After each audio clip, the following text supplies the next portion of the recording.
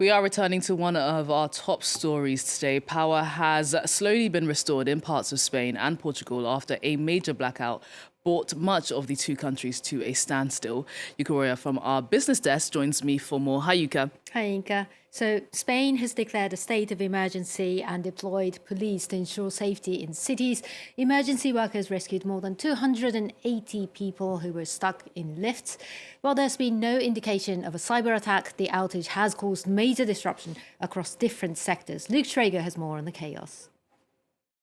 Traffic lights out and vehicles stuck in jams, with the metro blacked out and trains nationwide at a halt. Scenes like this multiplied across both Spain and Portugal on Monday after an unprecedented power cut across the peninsula around midday local time. We thought that it was just our streets, but we realized that it was across the entire city. We cannot put down the shop gate. We're a bit cut off, waiting to see what's going to happen, like everyone else. In Portugal, motorists and pedestrians were left to their own devices before police could begin to direct rudderless traffic, and authorities were urging people not to travel by vehicle. The metros in Lisbon and Porto shut down too, with people reportedly trapped in trains. Mobile phone networks both there and in Spain all but went down entirely, with many people cut off not just from communications but their money too, with bank machines out of action. Without internet, many were resorting to radio to find information as authorities scrambled to react. Our technicians are working to determine the cause and find, and that's our priority, a solution as soon as possible. Spain has recovery plans to confront this type of scenario. Main emergency departments at hospitals were still online thanks to power from generators, though some units were left in the dark. And airports suffered delays, though were still managing to get flights out thanks to emergency power.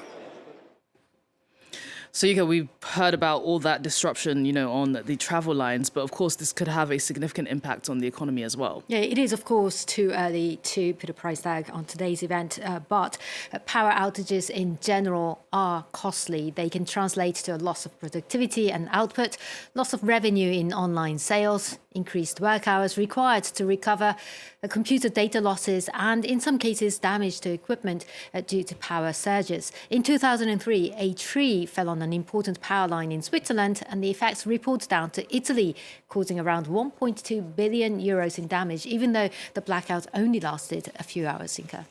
And the exact cause is still under investigation, but officials in Portugal have pointed to a problem with the distribution system in Spain. Spain and Portugal have a highly integrated grid system, which then links to the rest of Europe. The EU's power grid is the largest of its kind in the world, with power lines most highly concentrated in Germany, France and Italy.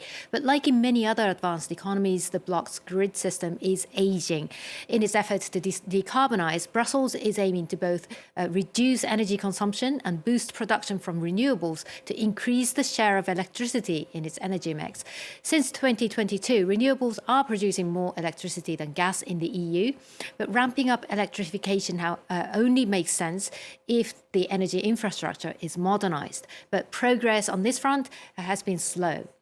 At the end of last year, CAN Europe estimated that unless the EU does not urgently modernise its grid network, costs relating to congestion could rise from 26 billion euros in 2030 to staggering 103 billion euros in 2040.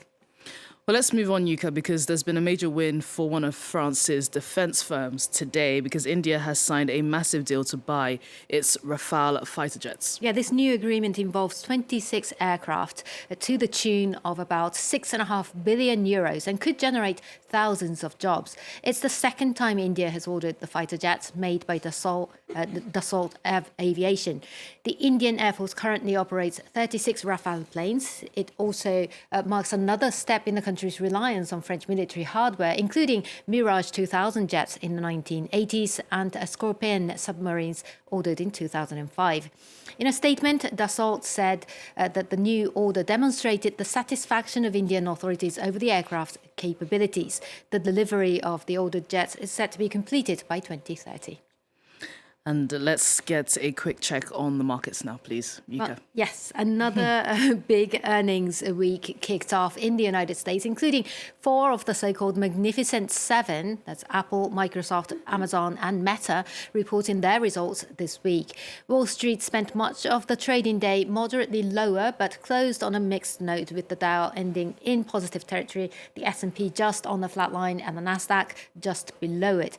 Earlier in London, shares of Deliveroo rose more than 16% after the company last Friday confirmed it had received a takeover offer from its American rival DoorDash worth €3.1 billion. And that's it for business. Yuka, thank you so much for that update.